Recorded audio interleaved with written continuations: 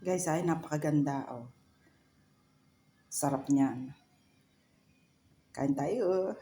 Maganda nga pong guys. Ayan, gagawa tayo ng torta sa kawali.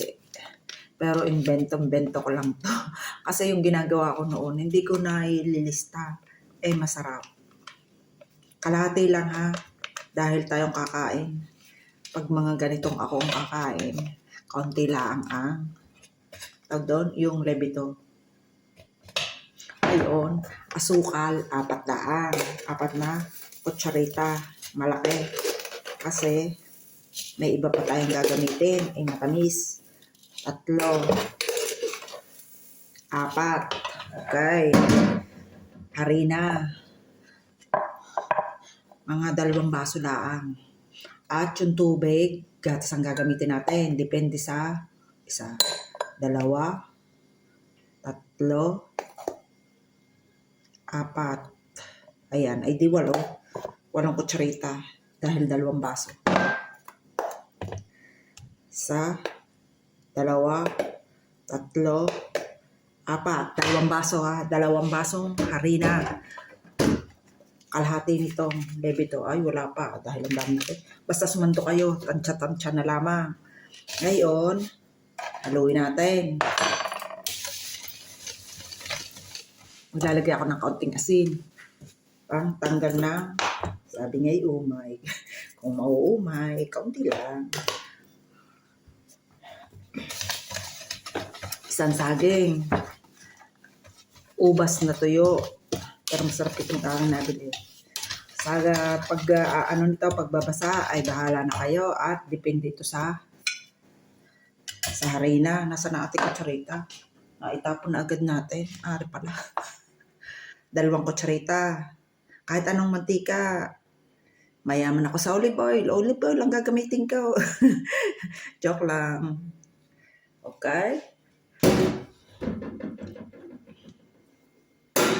Ang kawali kong gagamitin, ito. Yung lubog ang puwet. Para pa bilog. Depende sa inyo kung anong gusto. Ngayon, tatry ko sa 1 baso. Hindi ako maglalagay ng itlog ha.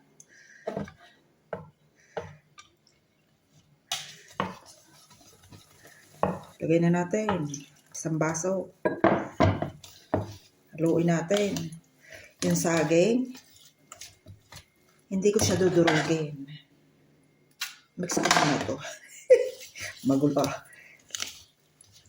Mag-add pa tayo ng gatas dahil dry yung ating dough. Ayan, oh.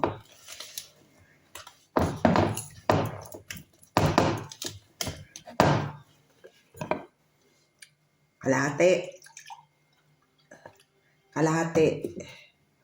Isa't kalahati na ito ha. Ito yung tortang walang itlog.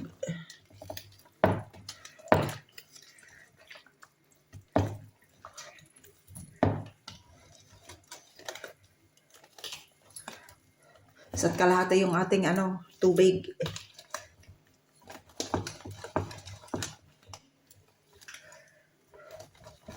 Sa pasas, bahala na kayo kung ano karami.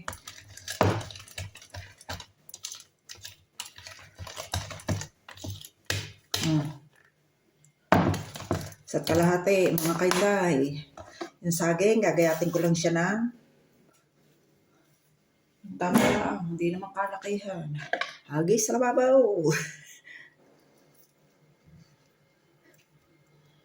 Ibang saging na ito, hindi yung kagaya ng binibili ni Mr. na matamis na matamis. Ganyan lang. Pero yung niluto ko noon, sa ubing ko niluto. Ngayon, parang mas gusto ko sa kawali.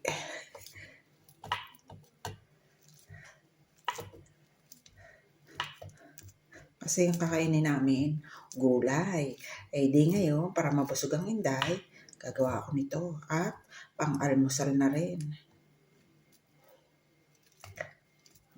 Ganyan kasimple. Hindi naman ay puwit. Sorry. Okay na yan. Sa ubas, kamay. Mas marami, mas masarap.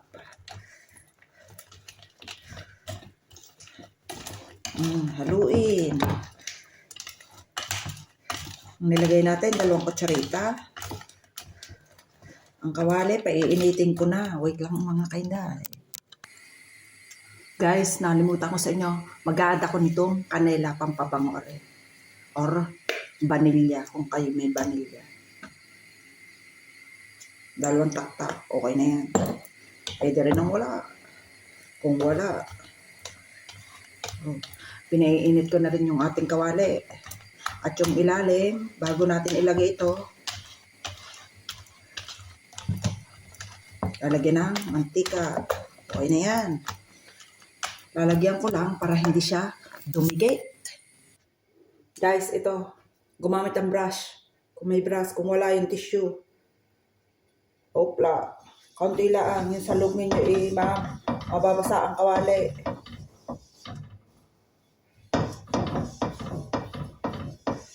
Para hindi dumikit. Pwede rin yung kawaling lapad. Ngayon, tatry ko to. Wait lang ha. Hininaan ko yung apoy. Lagay na natin aray.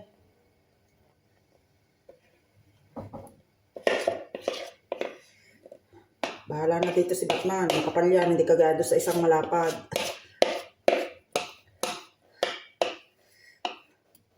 Para-paraan lang, invento. Try natin kung anong palalagasan itong ating torta. Torta kawali. Okay na yan. At takloban natin. Samahin na lang. Para hindi sunog ang ilalim. Ngayon, gusto ko mas maraming ubas ang ibabaw, lalagyan ko. Yan.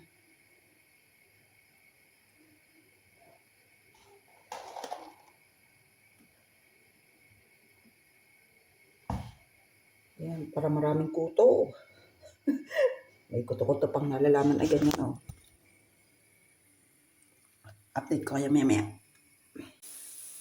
Hindi ka lang kung ang ilalim. Wow! Ang ganda. Wait lang.